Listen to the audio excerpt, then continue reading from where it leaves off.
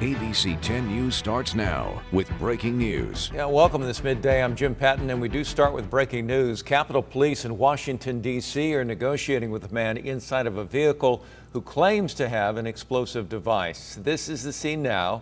Several nearby buildings were evacuated a few hours ago. Capitol Police say the suspect drove up outside of the Library of Congress this morning before officers contacted him. He responded to a disturbance call. The driver of the truck told the responding officer on the scene that he had a bomb and what the officer said appeared to be a detonator in the man's hand. Officers are still trying to determine whether that detonator is connected to an actual explosive device. Police say they may have the identity of the suspect, but haven't made that public. We're going to keep an eye on the situation and update you as we learn more. Well, today, students in Ramona in the school district returning to campus for their first day of school. This comes as questions are being raised in the community about the school board's reversal from their initial decision to allow students with parental permission to opt out of wearing a mask on campus. ABC 10 News reporter joins us live in Ramona. And Marie, there's been some heated debate about this decision. Did it have an impact on this first day of school? Well, you know what, Jim, at Ramona Elementary School, it really wasn't an issue. Instead, the focus was on all of the excitement that comes with the first day of school. How are you? Are you excited? For the staff and teachers at Ramona Elementary School, the first day of school is about welcoming their families back on campus, doing their best to make them comfortable.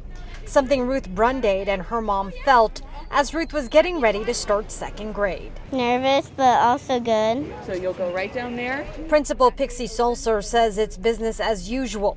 Ramona Elementary has been on campus for full-time in-person learning since April.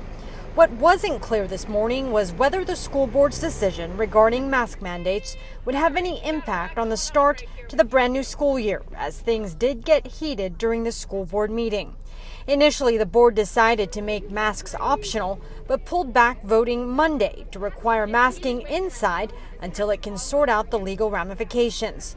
Under Governor Gavin Newsom's executive order, all schools K through 12 are required to wear masks inside, something Solser says shouldn't be a problem. We have to follow the state mandate, and so I'm not anticipating that we're going to have a problem. Our families have been very supportive and they want their kids in school. They support our site. Mom Justine says while she's glad masks will still be worn for health and safety reasons, she's also a little concerned this will have an impact on social skills. When you're learning, you learn facial expression, sarcasm, things like that. And with masks, you don't know if someone's smiling.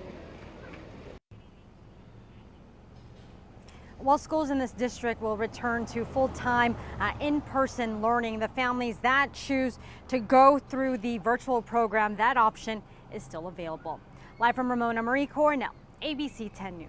Marie, thank you very much. Well, meanwhile, California instituting a new mandate for large gatherings. The State Department of Health announcing an upcoming requirement.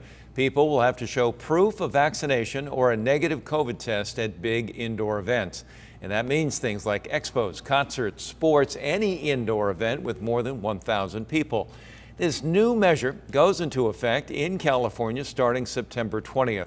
It will apply to places like the Convention Center, which is already working with clients to adjust.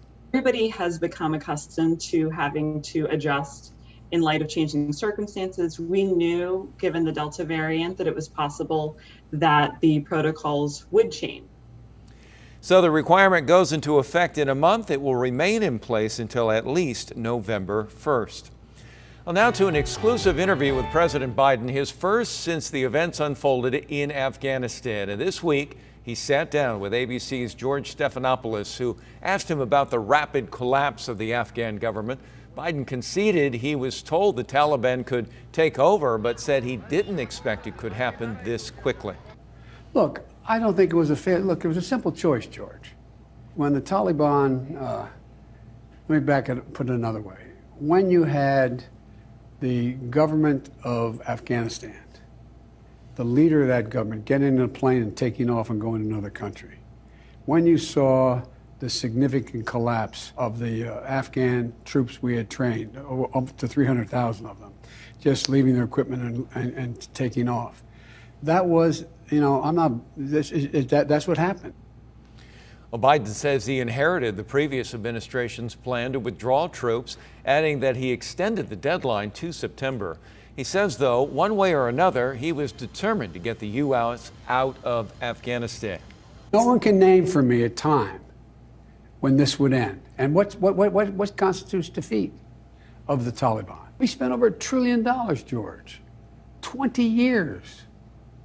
There was no good time to leave.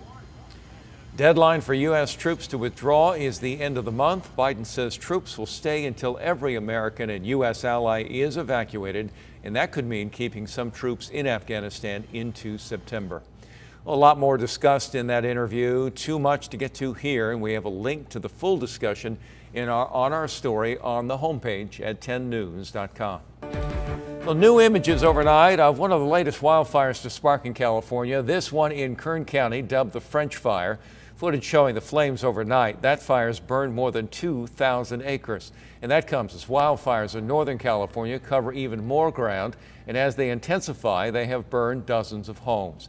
In Lake County, the Cache Fire putting 1,600 people under evacuation orders. The speed of the blaze taking residents by surprise. Didn't have any warning. It was just like it was a flash fire. Saw the flames right behind me coming up. Just loaded up my dogs and my family and got out of there.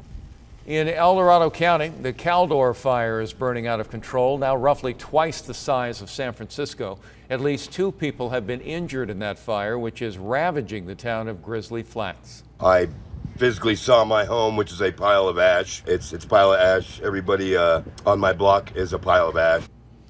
So far this year, wildfires have burned 1.3 million acres in California. That is more than a 50% increase from this time last year.